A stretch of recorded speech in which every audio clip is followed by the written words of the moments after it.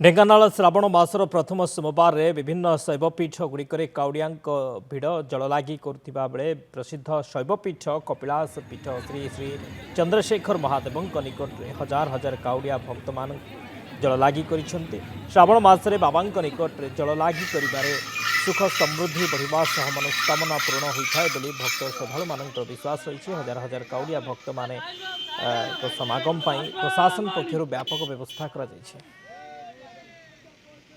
30 जन स्टाफ अच्छा आम 51 कलश नहीं गई गांधीपल्ली बाबा कपिलास पाखु बाबा बहुत विश्वास अच्छी बोली तो एत 5 वर्ष है आसुच्छे कटक रु कपिलास चली चली आसूची गंगाजल धरिकी 4 वर्ष टाना आसूची विश्वास रही बाबा चंद्रशेखर विश्वास अच्छी से मन भरी जाए आसिले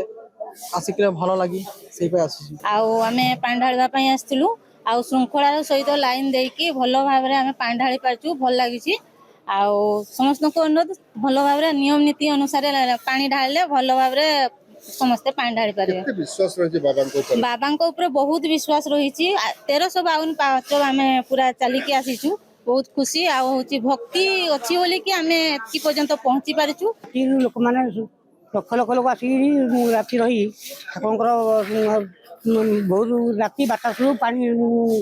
आ तो भितर जीवार ना से बार बार सब पानी ढाई जाऊँ जन मैंने दर्शन करेंगे से गोटे बाईपास दक्षिण द्वार बाट खाली दर्शन करेंगे समस्त भल भल जा